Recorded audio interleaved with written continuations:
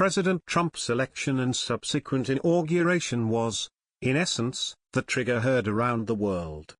The result was wailing and gnashing of teeth that began way back then and has continued on to this day.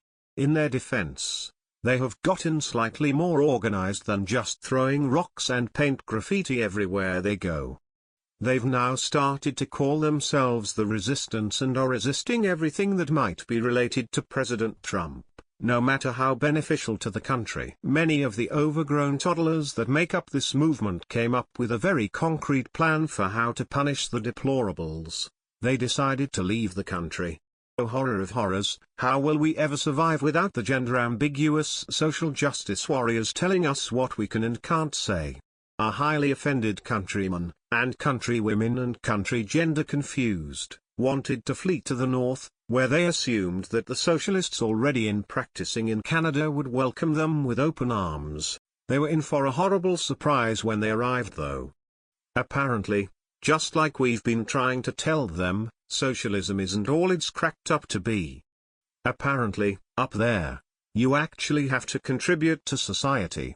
And there's no box for social justice warrior/government dependent on the application for citizenship in Canada. One of the more entertaining aspects of the 2016 post-election season are the threats from the losing side to leave the country. Like, can we start GoFundMe accounts for all these losers? I know cash is tight when you're a constant government mooch. Never have those threats been more common or amusing than right now.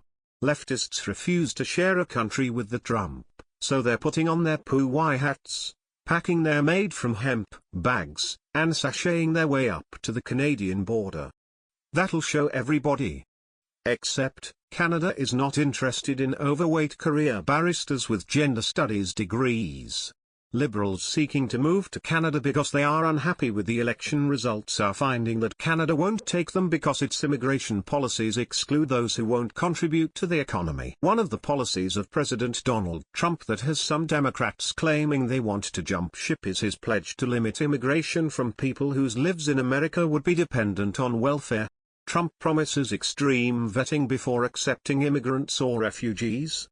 But Democrats looking to move from the US to Australia, Canada and other wealthy English-speaking nations are learning that those nations already have similar policies.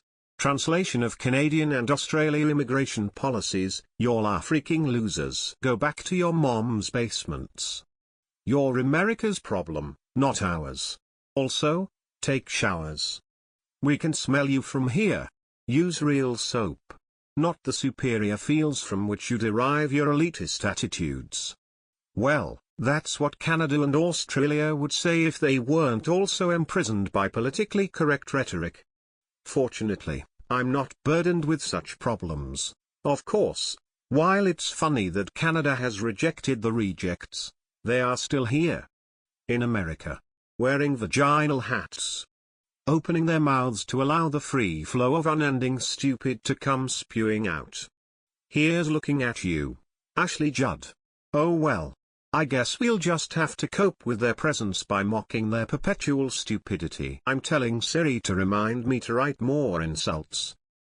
#work goals to see the look on these leftists' faces as they're denied immigration would be better than Christmas, though. It's America that's supposed to be racist, not utopian Canada, they might be whining. I'm sure the words Nazi and fascist are getting thrown around quite a bit, as well.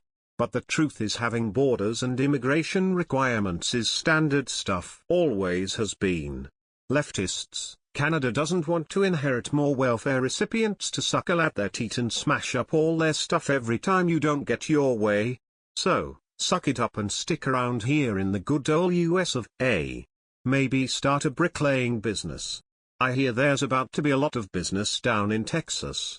I know that nobody wants to hear I told you so, but we definitely told them so. Not only are there glorious dreams about a world in a socialist country being dashed to bits, but now they're going to have to come back to Trump's America with their tails tucked between their gender-neutral legs. I know that's not something you wanted to hear, but we didn't want to hear about nasty women, so I guess we're even.